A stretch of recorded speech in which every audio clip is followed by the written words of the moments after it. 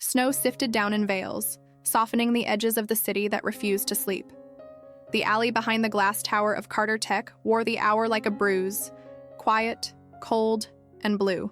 Liam Carter cut through it the way he always did when he needed to think. Leather soles clicking on frost, breath rising in pale ribbons, Christmas lights blinked in distant windows like promises he no longer believed. He was almost past the dumpsters when a thread of sound tugged him back. "Sir, I was only trying to find my mom." It was thinner than a whisper, rasped raw by cold. He turned and the world narrowed to a shadow curled on flattened boxes, no bigger than a bundle of laundry until the shape trembled and became a child. A girl, 5 at most, swallowed inside a coat built for someone twice her size. One shoe missing, the other clinging stubbornly. Cheeks chapped and shiny with cold, curls plastered to her skin. The sight pierced him with a heat sharp enough to shame the night. He crouched before his mind agreed to move, hands held open so he wouldn't frighten her. "Hey," he said, voice quiet, steadying itself around a shiver. "It's all right. I'm here." Brown eyes lifted to his, rimmed red, not with panic, but a fatigue too heavy for a small body. He unwound his scarf and tucked it around her. Neck, fingers careful as if the air itself could bruise her. Her blue-tinged nails gripped the wool like a lifeline. "I got lost," she said, the words scraping their way out. "Mama works at the hospital. I couldn't find which one." The name that lived on the building behind him, his name, felt obscene for a heartbeat. He thumbed his phone awake and called for help, giving an address he could recite asleep. The boardroom certainty in his voice faltered. "Little girl," he told the dispatcher. "Alone in the alley. She's freezing. Please hurry." He killed the call, slid the phone away, and gathered the child against his chest. She didn't fight. She folded into him and let her head loll into the warm hollow below his shoulder. She was startlingly light, frighteningly cold. "I'm Liam," he said, tugging the scarf higher. "What do people call you?" Her lips formed a shape before the sound arrived. "Ella." The snow thickened, haloing the security lamp in a silent storm. "You did exactly what a brave kid does," Liam told her, rubbing small circles between her shoulder blades to coax back heat. "You came to the light." A flare of siren cut the hush. Paramedics spilled from the ambulance in a gust of clean air and urgency. Liam didn't let go until they were done checking pulses and pupils. He caught a faint smell of cheap shampoo. Beneath the dirt and winter, the ghost of a home that hadn't held out against the weather. "Any idea where she belongs?" one EMT asked, snapping a blanket open. "She said she was trying to reach her mother. A hospital." He looked up at the gleam of his own building. "If you'll let me, I'd like to go with her." 2 sets of eyes took him in. Sharp suit, expensive coat, cufflinks catching the alley light, and beyond the surface, something else. One medic nodded, already motioning him aboard. "You found her, climb in." He hesitated only long enough to snatch up a cracked pink lunchbox from the dirty snow, its hinge hanging by a thread. Inside the ambulance, as the doors slammed and the siren rose, he laced his fingers through Ella's and bent close so she could hear him over the noise. "Not by yourself anymore," he promised. "Not tonight." The hospital wrapped them in heat and antiseptic brightness. In a room dimmed to gentler light, machines hummed in private conversation while snow tapped at the window like someone asking to be let in. Ella surfaced by degrees, lashes lifting from skin like tissue paper. She blinked up at the ceiling, then found Liam's face and anchored to it. Is this the hospital?" Her voice rasped over dry air. "It is," he said, easing into the chair at her side. "You're safe." She swallowed, fingers worrying the blanket's edge. "Mama wears a blue jacket with letters." She tapped her chest where a badge might sit. "It says Saint Teresa, something." Liam exhaled a breath he didn't know he'd been keeping. "You're here," he told her. "Saint Teresa's." Some tightness untied itself in her shoulders. "Mama said if anything is wrong and she can't come back, follow the lights to the hospital." Ella's voice wandered in small circles, finding memory. "I waited for her."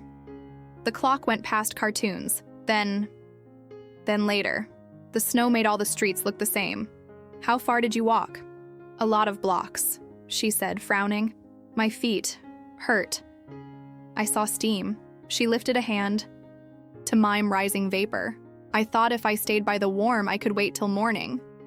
He should have looked away to blink the sting from his eyes. He didn't. Why didn't you ask for help? Mama says not to talk to strangers. Her lip trembled once, but then I got very cold.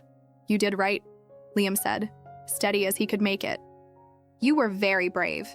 Are you a doctor? She asked, studying him like a riddle. No. He smiled, but it felt fragile. Something new forming under old scar. Just the man who found you. Thank you for stopping. The words were small and weighty at once.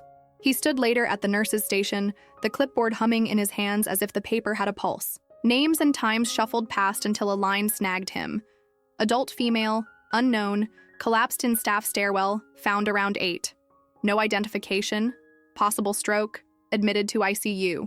He raised his head to the night shift nurse, a woman whose tired kindness had a backbone. The Jane Doe, he asked. Do you have a description? 30s. Fair hair. Petite, she said, measuring his urgency, then lowering her voice. You think she's the mom? I think we should find out. He returned for Ella with a gravity that made small things feel ceremonial. The backpack by her feet, the rabbit a volunteer left when she went to get lunch. We're going to check on someone, he told her, and she took his hand without suspicion because he had earned it. ICU air feels different. Polite with its quiet, insistent with its machines. A blue hospital blanket rose and fell over a still figure. Pale hair spilled over a pillow. There was a hand visible, unpolished nails, and the work of years in the skin. Ella stopped at the rail as if an invisible boundary lay there. Her gaze traveled, caught on the folded coat on a chair at the foot of the bed, and she inhaled like a bird startled from a branch. That's her coat, she breathed. Mommy's. She edged forward. Mama? Her fingers, so small, found the hand and curled around it. It's me. I found you like you said. I came to the hospital. Nothing answered for a beat but the soft insistence of the monitor. Then, almost imperceptibly, a twitch ran through the hand under Ella's. Ella's face cracked open with joy. She felt me, she told the room, eyes shining through the exhaustion. She knows. Something in Liam unclenched, a latch releasing. Standing guard behind the child, he set his palm lightly between her shoulder blades. No claim, only witness. You did exactly what she taught you, he said softly. You got to the light. The hours that followed blurred with the small mercies of a night shift. A nurse found a quiet room near the lounge and a spare blanket. Warm milk steamed in a paper cup. Just this once, she said to Liam without being asked, reading the shape of him in a single glance. We keep families together when we can. Ella folded into the bed without argument, backpack clutched like a talisman, lashes resting on her cheeks. Was I good? She murmured, already sliding toward sleep. I didn't cry much. You were perfect, he told her, and meant every syllable. He tugged the blanket higher and watched her breathing settle into even tides. She wore his coat now, giant on her, and he felt, clear and terrifying, a tenderness that had nothing to do with duty. He should have gone home. He should have been reading a snow day book to Max, making too sweet cocoa, fabricating traditions out of grief. Instead, he sat sentinel while a stranger's child dreamt beside him, and in the thin hours he let the past come lazily, like a tide he couldn't keep out. The sterile room where his daughter Lily's breath unwound to nothing. The empty seat at every table since. He had built a tower of work to keep from hearing the echo. And yet tonight, with a small hand still fisted in a backpack strap, fear returned and stood beside hope like a matched set. The fear of being too late. The hope that he wasn't this time. Morning arrived pink on snow, and with it came a boy with careful courage. Max hovered at the door, clutching paper that had clearly been folded and unfolded a dozen times. He'd been 10 minutes in the hallway, but his chest felt tight enough to split. He saw his father cross-legged by a child not his own, voice low and even as he read a book whose rhythms used to belong to them. Max knew every page of The Snowy Day by heart. The sight burned and he almost left, but Liam looked up and something gentle changed the angle of the room. Hey, champ, Liam said. Come in. Max offered the drawing without stepping closer. 2 kids building a snowman with a tall figure smiling beside them. For her, he muttered. She'll love it, Liam said, kneeling so their eyes matched. Want to give it to her when she wakes? Max shook his head, jaw set. You can. His glance fell to the book. You used to read that to me. I did. Liam tried a smile that admitted its own guilt. I thought you were outgrowing it. I'm not. It came fast, then softer. Not really. Say the word, Liam said, hand settling on his son's shoulder. We start again. Max nodded but looked away, the real question wedged behind his teeth like ice. When it finally slipped free, it was barely louder than Ella's first whisper. Do you still think about Mom? Every day, Liam answered, simple as the weather. Then why? Why do you look happier? Max's voice thinned, honest and scared. Are you going to love her more than us? Liam felt the floor tilt and caught his balance on truth. He drew Max closer. I am sorry if it's looked like I left you at the edge of something. Nothing replaces you. Nothing replaces your mother. We were just us for a long time, and you have been the anchor that held. He exhaled. But there's a little girl who walked through a storm, and a mother who has nobody to call. I care. I can't pretend I don't. So, everything changes. Max's fingers curled tight. Maybe some things, Liam admitted. But not the ones that matter. Love isn't a pie we cut smaller when more people sit down. We bring more chairs. Max chewed that like a tough bite, and then let out a breath that looked a little like surrender and a little like relief. If I help? Does that mean we still read? Deal, Liam said. Max tiptoed to the cot, slid the drawing by Ella's pillow with a care that turned it into ceremony, then reached back and found his father's hand with his own. They left the room a team as they had always been, the shape of them making space for one more thread. Hours later, in the ICU, a simple coat folded on a chair tugged at Liam like a hook. He didn't mean to search the pockets. He meant to sit and keep breathing. But his fingers found an envelope tucked deep in the lining, yellowed and soft with years. He unfolded a card covered in careful pen, the ink blurred where tears once fell. Thank you for holding my hand when I thought I was going to lose my daughter. I will never forget your voice, the way you kept saying, she's strong, so are you. I didn't catch your name, blue gloves, gentle hands, but I remember your face. Bless you. With all my heart, Claire Carter. The room tilted. He had heard Claire, his late wife, tell that story in the quiet after Lily's birth, her voice a candle in the dark, a young nurse standing steady when everything spun. Blonde hair, calm as a prayer. He stared at the woman in the bed and felt time collapse in on itself. Then and now, kissing on the same line. She had steadied Claire. She had helped deliver his first child into a world that stole her too soon. And now her child had walked through winter to find a hospital by instinct and love. He went to the window and let the snow-streaked glass cool his forehead. You were there, he said to the room, to the woman, to the card folded open in his hand. He sat again and took Hannah Bennett's unresisting fingers in his, gentler than a promise. Thank you.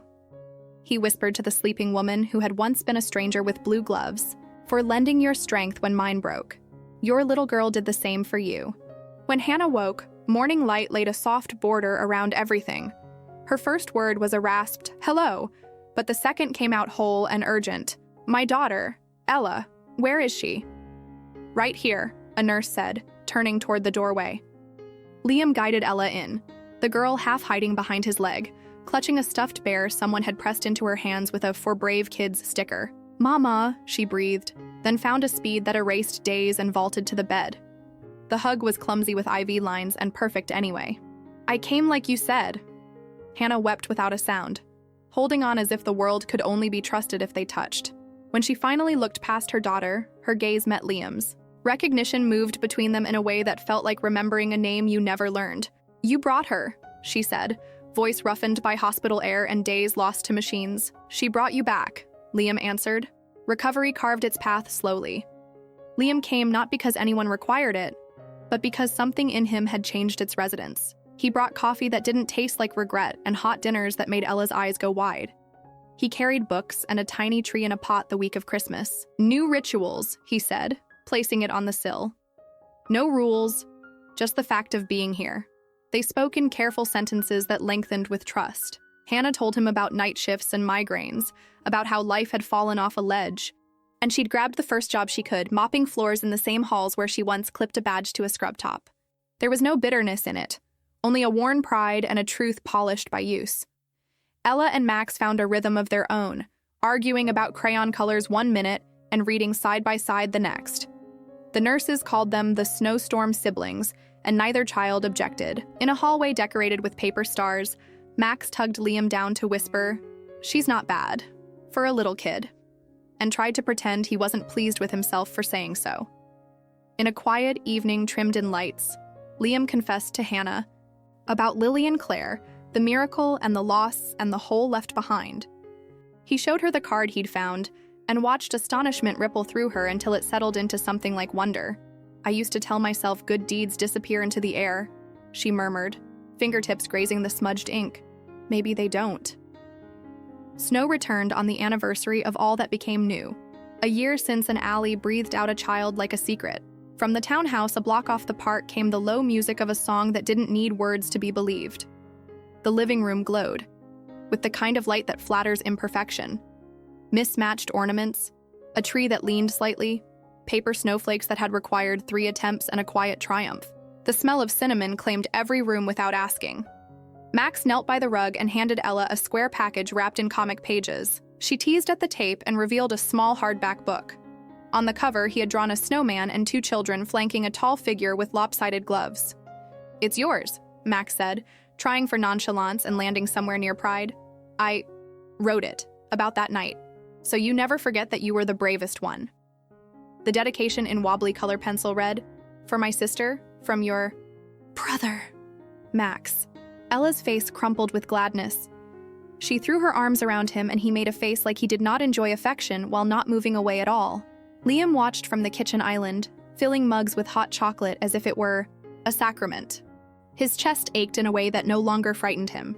He had not expected a new story to take root in the ruins of the old. He had not known how much room love had until he stopped measuring it. Hannah stepped in with a plate of gingerbread, red dress catching light in small sparks, hair braided loose. She paused to take in the scene, a quiet awe tipping her smile.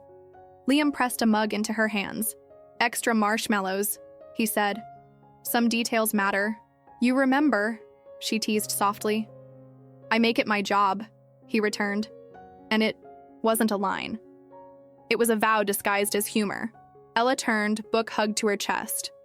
She crossed the room, chin tipped with bravery, and tested a name she'd used in small moments and was ready to say out loud. "Daddy Liam." It hit him, with a force that made everything tender. He crouched so they were level, rested a palm against her cheek. "Thank you," he said, voice low, "for letting me earn that." Hannah's hand found his, fingers lacing not as someone drowning, but as someone finally allowing themselves to float. "I thought my job was to survive," she said, eyes bright, "to keep my head down and push forward. I didn't think this was for people like me." "You were never meant to carry it all by yourself," he said. "Strength isn't isolation. It's who shows up to lift with you." Her laugh caught on a tear and kept going anyway. "You make me believe I'm not just useful. I'm loved. You always were," he told her, brushing away the tear with the back of his knuckle, as if it were the easiest task he had ever been given. They fell into a long, warm silence crowded with the right sounds: paper turning, a child's gasp at a picture, a boy's exaggerated sigh followed by a small secret smile. Outside, snow settled on the city's shoulders, forgiving it for being noisy all year. Inside, a family took a shape that had nothing to do with documents and everything to do with presents. The tree leaned, the cocoa cooled too fast, the music warbled on the oldest speaker in the house. All of it was perfect enough to make room for another day. Some stories don't arrive with grand fanfare. They begin with a little girl curled on cardboard in a winter alley, and a man who decides not to walk past. They grow through hospital corridors and paper drawings taped above ivy poles, through trembling first questions and halting first answers, through the quiet courage of a boy who chooses to share his father and gets a sister in return. They hold the ache and the hope without letting either fall. If there's a truth to carry out into the cold, let it be this: the families we make can mend what we've lost. Love isn't diminished by giving, it multiplies. And justice, when it listens closely, finds a way to protect the small while honoring the brave. Keep a light in the window. Someone is looking for it. And when they find their way to your door, open it wide.